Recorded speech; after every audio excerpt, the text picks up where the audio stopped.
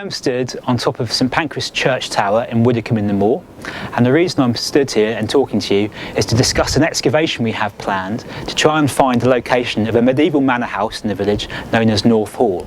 Now the site of North Hall Manor is located about 100 metres to the north of here in that direction. And the reason we're here is due to the hard work and research of a local community member called Peter Reynolds.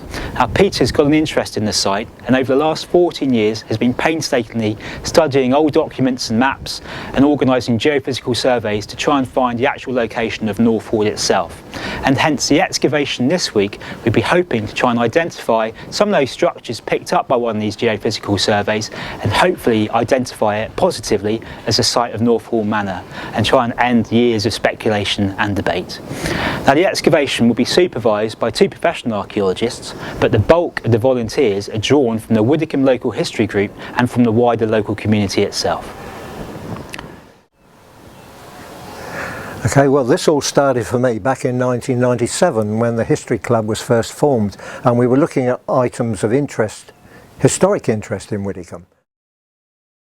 Studying maps of the village, I spotted this little mark which said site of North Hall, and when I asked around nobody knew anything about it, so I thought, okay, I'll put my hand up, I'll have a look at the North Hall site. Today I've got 24 folders full of written information about North Hall, but we've never scratched the site, and now finally that could be going to happen. And possibly this is thanks to the new landowners, certainly it's thanks to a lot of interest from DNP, and I'm really gratified to think that I'm going to be here because I never thought it'd be done in my lifetime. I'm going to be here to see all this happen. Of course we find the gentry gate heading straight out of the church. On the north side was a lined way to the Lord of the Manor's house, which was planted both sides with evergreen trees so that at any time of the seasons he could walk to and fro to church without getting wet. The North Hall excavation involved many volunteers from around the Widecombe area, and it also generated a lot of interest from within the community. The children from Widecombe School were invited to help, going in the trenches and sieving through soil to find artefacts, and learning how to use instruments like metal detectors.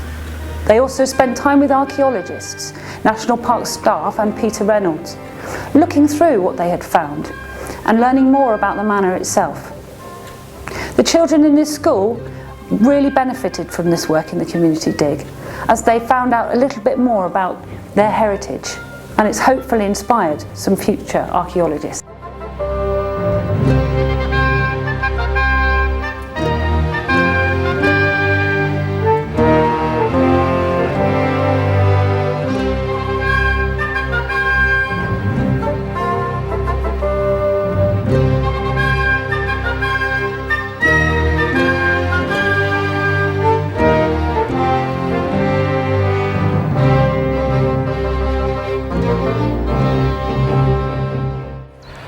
Behind me, this is trench 1 of the excavation, and it was sited here in response to what we found on the geophysical survey. Now the geophysical survey picked up this long linear feature which corresponds with the location of the possible moat, and this square structure which may be the remains of a buried building. Hence trench 1 is sited right across there to try and locate and identify and hopefully date this feature.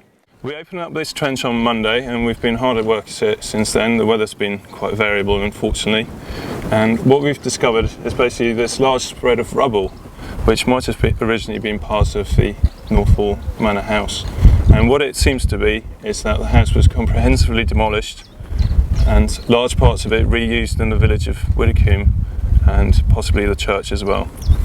Now we're finding a lot of later material in amongst this rubble spread, but also, interesting enough, we are starting to find pieces of medieval pottery. So this is much more, we call it biscuit ware really.